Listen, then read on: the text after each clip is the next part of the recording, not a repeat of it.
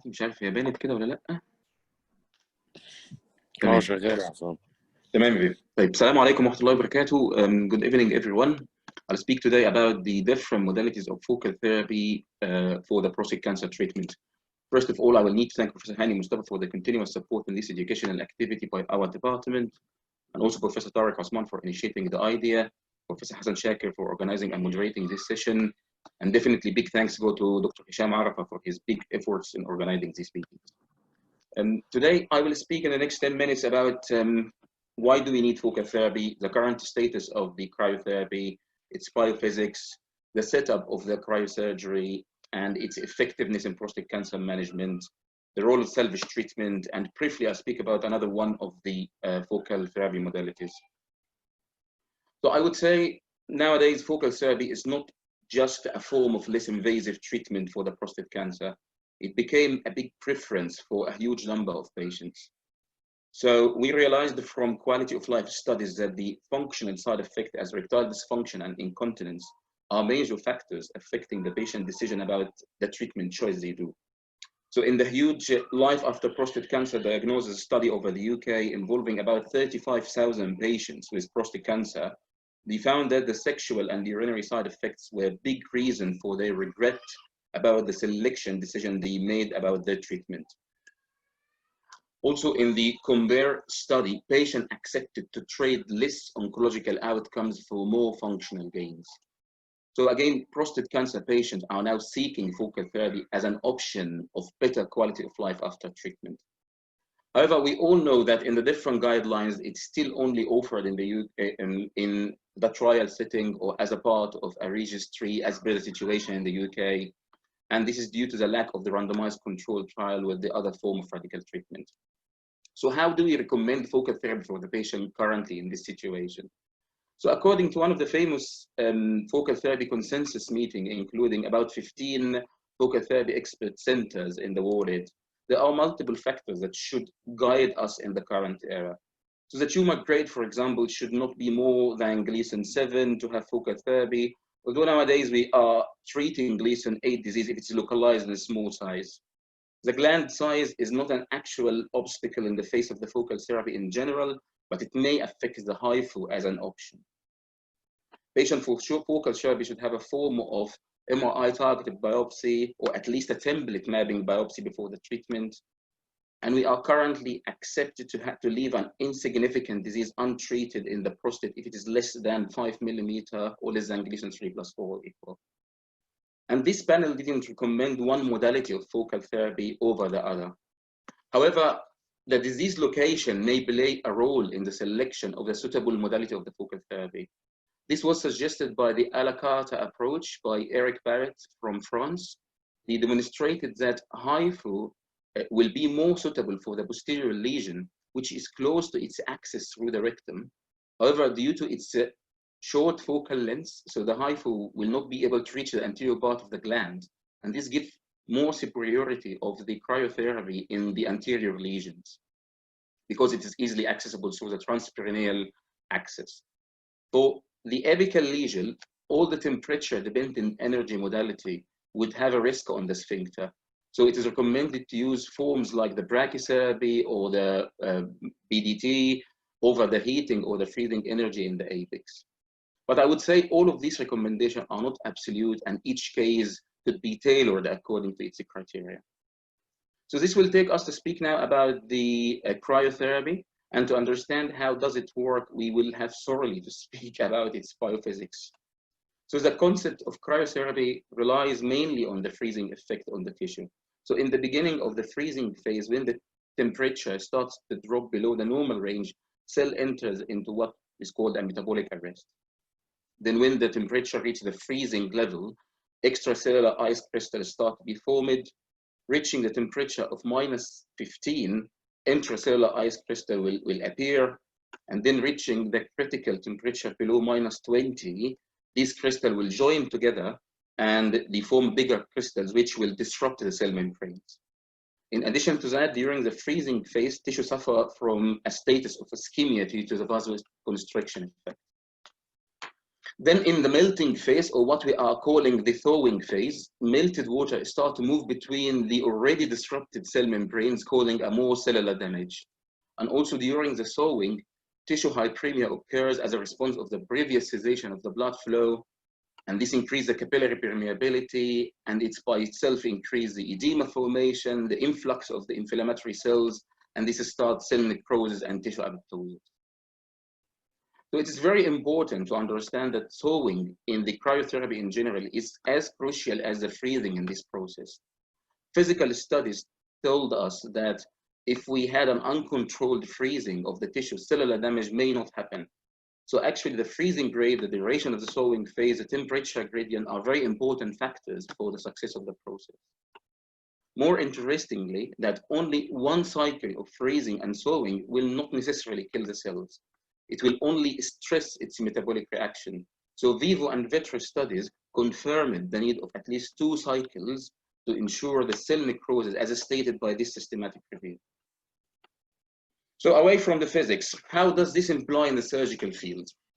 The cryotherapy mechanism witnessed a big revolution in its capabilities, and this promoted mainly by the use of different freezing gases. So historically, they used the carbon dioxide to freeze, then the liquid nitrogen, till what we are calling now the 3rd generation machines.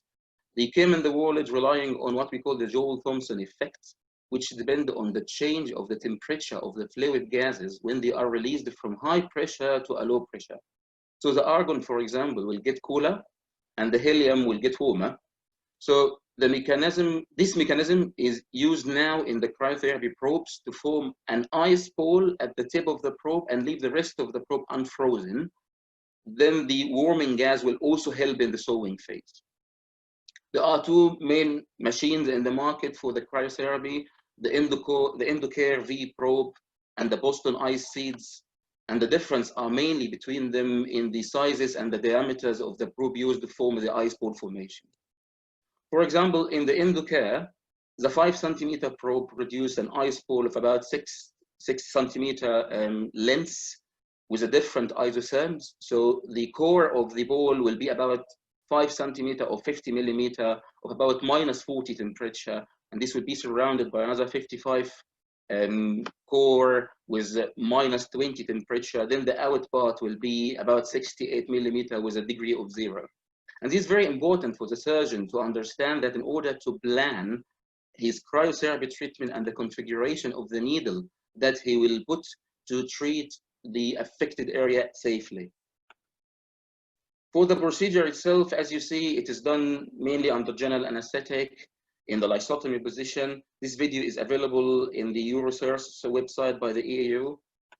All the probes should be tested before applying them into the patient for the freezing and thawing, as you can see here. Safety are very important in this process. So all the probes are inserted under ultrasound guidance. Then the temperature detector probes, or what we are calling the thermocouples, are inserted into different positions of the gland and around it to detect the temperature of the surrounding structure to make sure that we are safe, we are not freezing the neurovascular bundle or the urethra. So these needles are the thermocouples. And this is the places where we are inserting this thermocouple in the prostate parenchyma, in the denervia fascia, and near the neurovascular bundle. Cystoscopy is done usually to make sure that the urethra and the bladder are intact. Then a heating urethral catheter is inserted to preserve the urethra from the freezing effect. Then you could observe the ice ball formation by the ultrasound during the procedure, and this will be usually surrounded by this hyperechoic edge reaction and the edema formation. So the procedure is usually a day case procedure. Patient go home with the catheter. This, by the way, the imperial protocol. Catheter is removed after 1 week. PSA is used for follow-up every 3 months in the first year. We are expecting to have about 50% drop in its level. At 12 months, we usually have an MRI as a follow-up. Earlier MRIs than the 12 months will have some confusion because of the treatment effects. And usually we say biopsy should be done if the MRI showed any abnormalities. So the question now, after all of this physics, will be this effective in the treatment of the prostate cancer? And from the evidence, in this UK registry study included about 122 patients from 5 centers who had a primary cryotherapy for an intermediate and high-risk unilateral prostate cancer, and they were followed up for about 27 months. The overall failure-free survival rate was about 90%.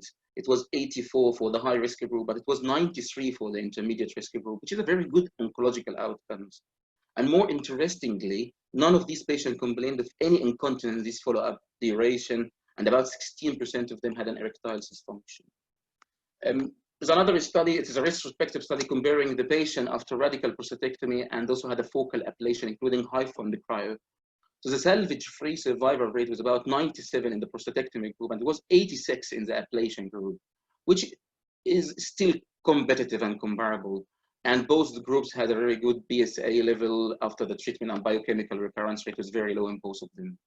Less side effect, of course, happened with the focal therapy group, but I would say this was non-randomized study with big differences in the patient numbers between the two groups and the follow-up duration. But it actually showed that the focal therapy in general is very competitive with the radical treatment. What about salvage after the cryo, if there is any recurrence? So cryo after cryo, studies show that there is a good disease control of the recurrence with a very low side effects. In this study, for example, we are speaking about 7% incontinence rate in the recurrent cases. Patient could still have other options of treatment after the cryotherapy failure. This study showed that the result of external beam radiation therapy will not differ so much if it's compared to the upfront radiotherapy.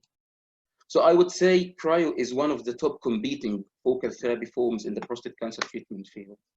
And before I will leave you with the HIFU and laser with Mr. Imara and Professor Shaker, I will talk briefly about one of the other forms of focal therapy. So the photodynamic therapy is a new modality in which we use a non-heated energy to cause a vascular damage to the cancer cells. One of these modalities is called the 2CAD. We used a photosensitizer in association with a low power infrared laser in the presence of oxygen. And this sensitizer absorbs the light from the laser and transfers the energy to the oxygen molecule, which by itself creates an reactive oxygen species, and this induces a local vasoconstriction, vascular occlusion, and this hence causes a cell destruction. So it looks nice, safe actually. However, the 2CAD studies till the time being showed about 50% of the patient having positive biopsy after the treatment. And the only head-to-head studies for this point was against active surveillance in Gleason 6 disease. And this study was missing a lot of data in the follow-up biopsy after the treatment. So although it looks less harmful energy for the surrounding structure of the prostate, and it is supposed to decrease the side effects, the FDA in February didn't approve it as it needs still more study and more evidence to show its effectiveness in the treatment of the cancer.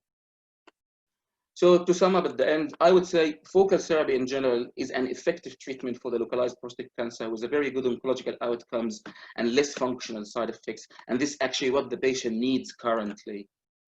Although till the time being, no focal therapy form is preferred over another one, but disease location may affect the decision about choosing which modality that we need to do. According to the a la carte model, cryotherapy is preferred over the other modalities in the anterior lesion. Dual freezing and thawing cycles is highly recommended in the cryotherapy, and photodynamic therapy is a promising model, but it still needs more studies. And I would say all of this information will come soon in one of our article and module in the BGI knowledge for anyone who is interested to know more information about the cryotherapy.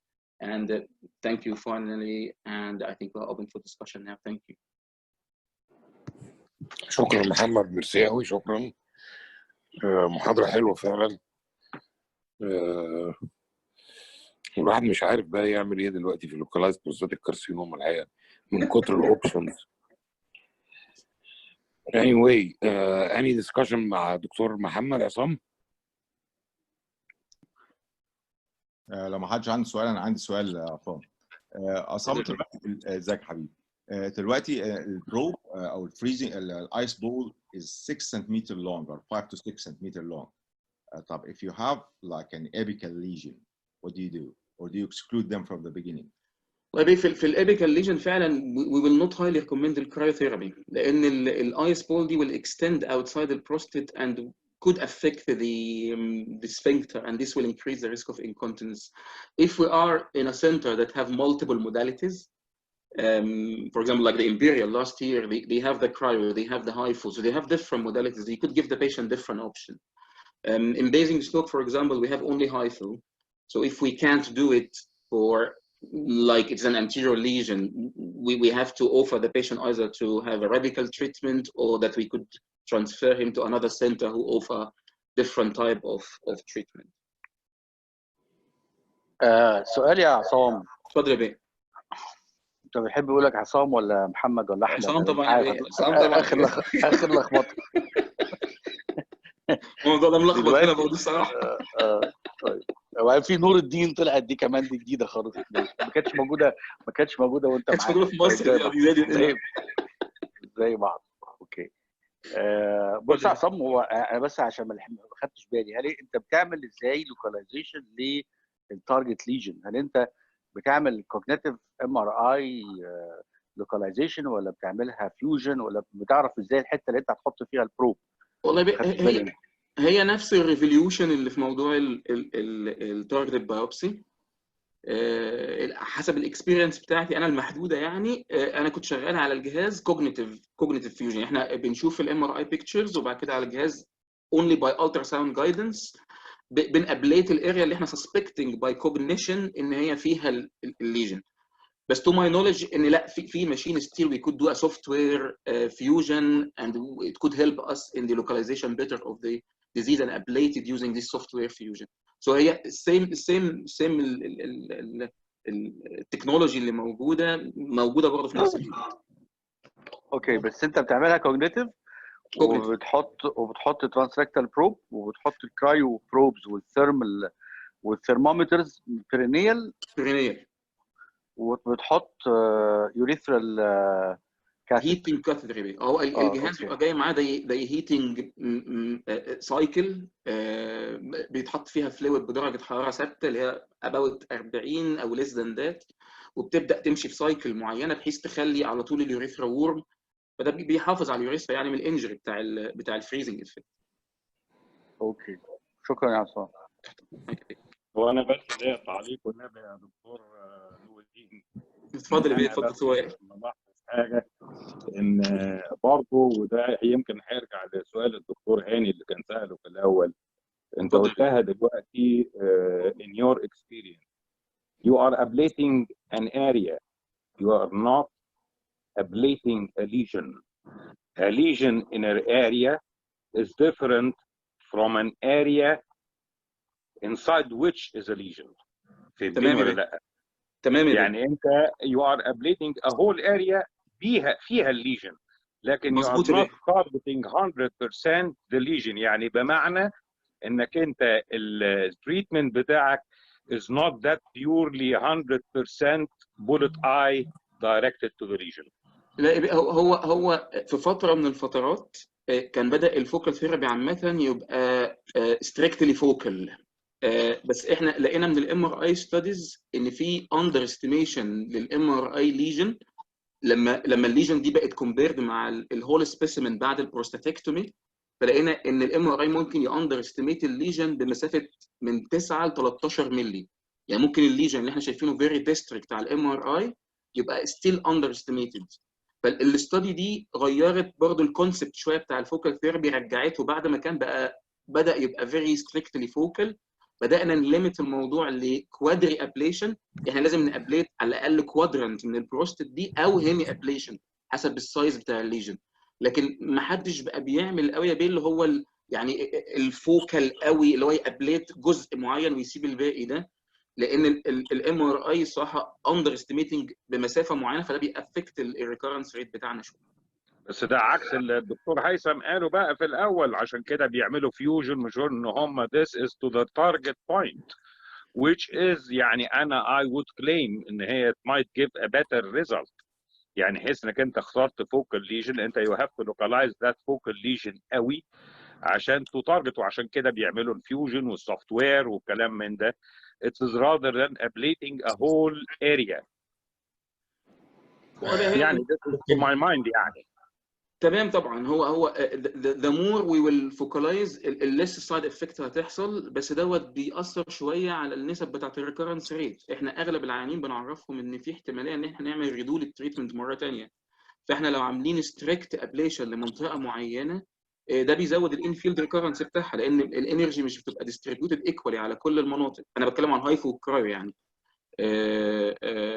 فالانرجي في الايدجز بتاعت الابليشن، وطبعا مستر عمر هيتكلم عن الكلام ده بشكل اكتر يعني، بتبقى ستيل لسه الايدجز بتاعتها ممكن ما تكونش خدت هيت كويس، فبيحصل فيها ريكورنس. فهو السيفر فعلا ان احنا على الاقل نعمل كوادري ابليشن. البريسيجن وان احنا نحدد مكان الليجن مهم، لان برضه دوت بيخلينا نختار الموداليتي. بدل ما نابليت مثلا الجويستيك او اللي احنا بنسميه هنا الليج دوج ابييرنس، ممكن نعمل كوادري بس، ممكن نعمل هيمي بس. فانا اي ثينك ستيل اللوكاليزيشن بتاع التيومر ستيل احنا محتاجينه وستيل مهم. دكتور وائل، شكرا يا عصام، شكرا. عايزك دكتور وائل تفكر فيها بطريقه ثانيه. تخيل دكتور وائل انك بتشيل تيومر، انت بتشيل around it safety margin. It's the same thing. انت طبعا محتاج التارجتنج، لكن محتاج زي ما عصام بيقول لك انك انت محتاج تكبر الاريا that you ablate، لانه most of the recurrences حصلت at the edges of the ablated area. فمعنى كده ان احنا we need more safety margin. ف still need targeting و focal ablation، بس you need لو التيومر مثلا بتاعك half milliliter، no you need to go beyond that area as a safety margin. يعني بص يا ابو علي، انا I will beg to differ معاك، لانك انت لما بتتكلم على safety margin in surgery this is an area of intact healthy tissues. I'm intentionally removing it عشان ما اسيبش اي residual بس under my. لكن اللي هو بيتكلم عليه ده هو الكوادرنت ابليشن، هو مش بيحكمها، يعني هو مش بيعملها كده to the extent ان هو بهدف السيفتي مارجن up، ولكن هي to the extent of the effect of cryo على التيشوز. هو he cannot control the effect of cryo قوي على التيشوز، عشان كده he is ablating a quadrant. عشان كده انا اللي بقوله it is not tissue او lesion precise. ما هي differ from one technology to another. صح، في technologies are more accurate and more precise عن technologies تانية. الكرايو الكرايو عنده المشكله دهيت، لكن راديو فريكونسي طبعا كانت مشكله كبيره ايوه، جدا. بس يبقى دي مالهاش دعوه بالسيفتي مارجن، هي دي حاجه uncontrollable. This is the effect of destruction to tissues which is uncontrollable. ممكن تخرج بقى عن what you call safety margin او تقل عن what you call safety. It is not with the intention of safety margin. It is uncontrolled ablation of tissues. يعني لما هتكلم عن دكتور وائل هتشوف ان احنا we can control this in a millimeter range. ما انا بقول لك in this modality يا حسن، انا بقول in this modality. صحيح.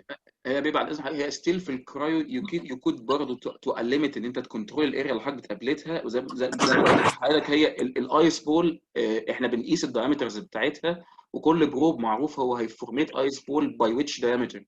فاحنا لو عملنا بلاننج كويس هنقدر نحدد انهي اريا وي ار ابليتنج. فهي اكوردنج برضه طب وانت ما بتعملش بلاننج كويس ليه؟ لا بنعمل ايه؟ يعني لو عملنا كويس مش قصدي كده. انت سيبك من اللي قابلتها يا محمد، انت قابلت بلاء الحد. ثانك يا جماعه. شكرا يا محمد. شكرا. هو ما انا قاعد مستني اهو.